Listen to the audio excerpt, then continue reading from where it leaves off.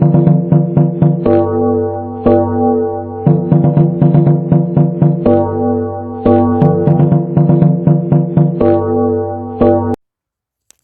Friends, आज की video ITR form के विषय में है। दोस्तों, एक सर्वे के अनुसार भारत में लगभग 4 करोड़ लोग इनकम टैक्स भरते हैं। तो आज की वीडियो इसी विषय में है। जब हम अपना ITR फॉर्म भरते हैं तो उसमें भूलकर भी हमें ऐसी गलतियां नहीं करनी चाहिए जिसकी वजह से हमें आयकर विभाग का नोटिस मिले।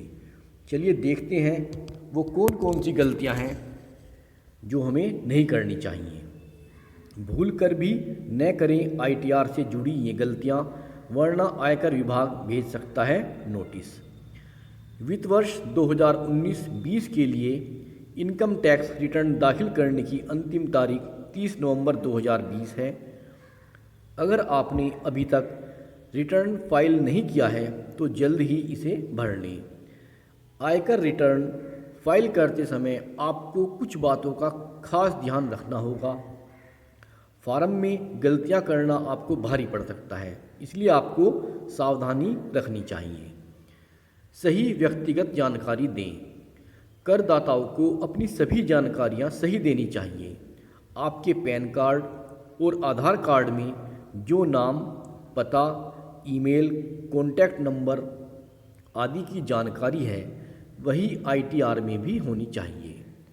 अगर आप गलत जानकारी देते हैं तो आपको रिफंड मिलने में दिक्कत होगी, इसलिए यह आपको महंगा पड़ सकता है। अचल संपत्ति से होने वाली आय की जानकारी।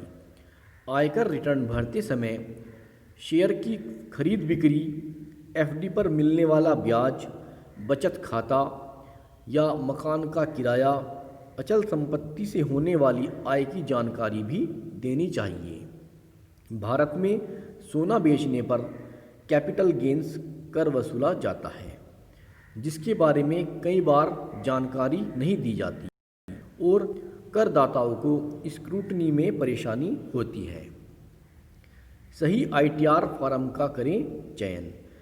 दोस्तों, ITR फॉर्म 7 तरह के होते हैं, तो सही ITR फॉर्म का चयन करने का जो कार्य है वो बेहद आवश्यक है। आपको सही ITR फॉर्म का चयन करना है।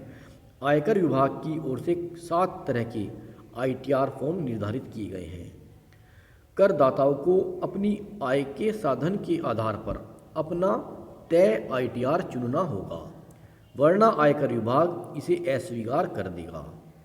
परिणाम स्वरूप आपको आयकर के सेक्शन 139(5) के तहत संशोधित विवरणी दाखिल करने के लिए कहा जाएगा। आयकर रिटर्न को वेरीफाई करें। ज़्यादातर लोग इनकम टैक्स रिटर्न भरने के बाद उसे ऐसे ही छोड़ देते हैं, लेकिन टैक्स रिटर्न फाइल करने के बाद उसे वेरीफाई करना जरूरी होता है। करदाता अपने इनकम टैक्स के ई-फाइलिंग पोर्टल से टैक्स रिटर्न को वेरीफाई कर सकते हैं। फर्जी छूटों का सहारा न लें। टैक्स से बचने के लिए फर्जी छूट का सहारा नहीं लेना चाहिए। जो करदाता झूठे दान की आड़ में टैक्स से बचने की कोशिश करते हैं उन पर कार्रवाई की जा सकती है। इसके लिए कई बार करदाता बच्चों की पढ़ाई के नाम पर फर्जी फीस रसीदें, फर्जी किराए की रसीदें, लोन के कागज आदि का इस्तेमाल करते हैं। ऐसा करने पर आपको दुष्परिणाम भुगतने पड़ सकते हैं। आपको आयकर विभाग का नोटिस आ सकता है।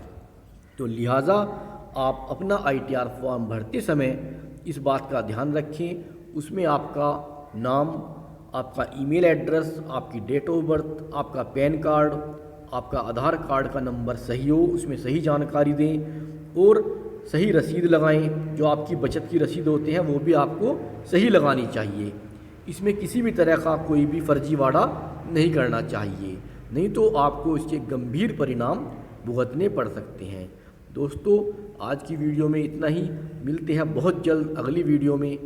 तब तक के लिए धन्यवाद। आपका दिन शुभ हो।